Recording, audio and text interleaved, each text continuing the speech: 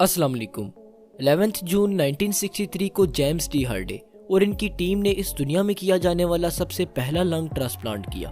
James D Hardy और इनकी team ने एक पर्सन की बॉडी से लंग को निकाल करके दूसरे पेशेंट की बॉडी में प्लेस किया, लेकिन बदकिस्मती से वो अपने इस मकसद में कामयाब ना हो सके और जिस पेशेंट का ट्रांसप्लांट किया गया था वो ट्रांसप्लांट के बाद सिर्फ 18 दिन तक जिंदा रहा और फिर इसकी डेथ हो गई।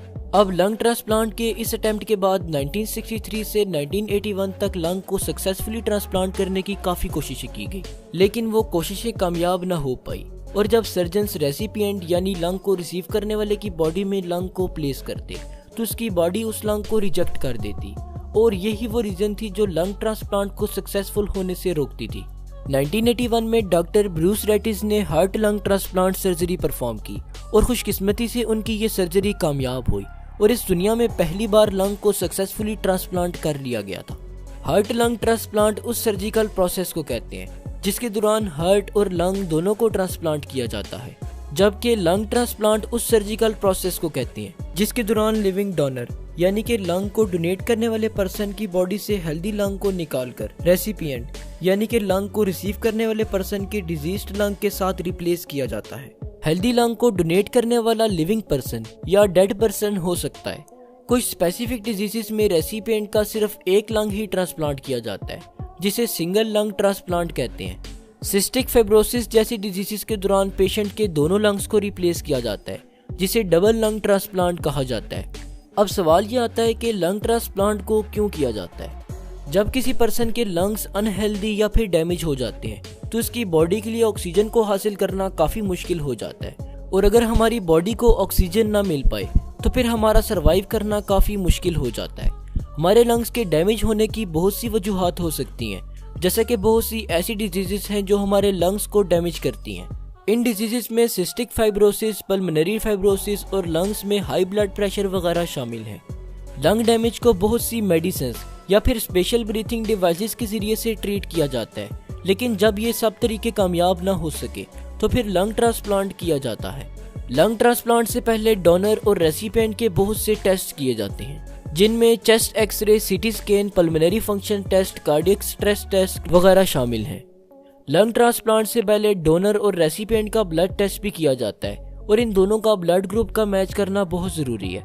इसके अलावा लंग्स के साइज को भी चेस्ट कैविटी के साथ कंपेयर किया जाता है। रेसिपिएंट की ओवरऑल हेल्थ को भी मॉनिटर किया जाता है और डोनर के लंग्स को भी अच्छी तरह से एग्जामिन किया जाता है। अगर तमाम टेस्ट पास हो जाएं तो फिर सर्जरी को स्टार्ट किया जाता है।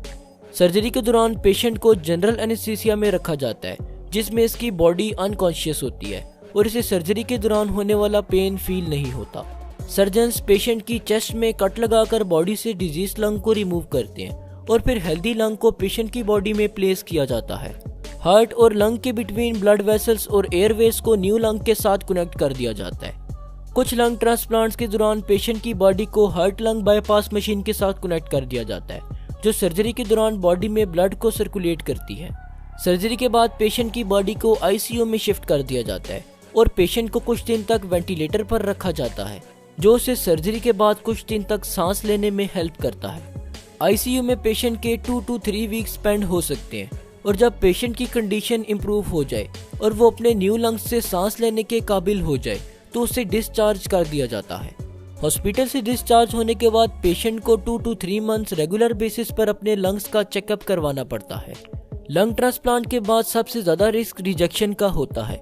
जैसे कि हम सब जानते हैं कि हमारा इम्यून सिस्टम हमारी बॉडी को फॉरेन पार्टिकल्स से प्रोटेक्ट करता है। जब हमारी बॉडी में न्यू लंग्स को प्लेस किया जाता है तो इम्यून सिस्टम न्यू लंग्स पर अटैक कर देता है और इसे रिजेक्ट करने की पूरी कोशिश करता है, जिससे कि लंग्स के रिजेक्ट होने के चांसेस काफी बढ़ जाते हैं। लंग्स रिजेक्शन के चांसेस सर्जरी के बाद ज्यादा होते हैं और वक्त के साथ साथ कम होते जाते हैं। तो होप सो आज की इस वीडियो से आपने कुछ ना कुछ जरूर नया सीखा होगा। अगर आप साइंस और फैक्ट से रिलेटेड वीडियोस देखना चाहते हैं तो हमारे सेकंड चैनल साद खान टीवी को जरूर सब्सक्राइब कीजिएगा। शुक्रिया, अल्लाह हाफिज।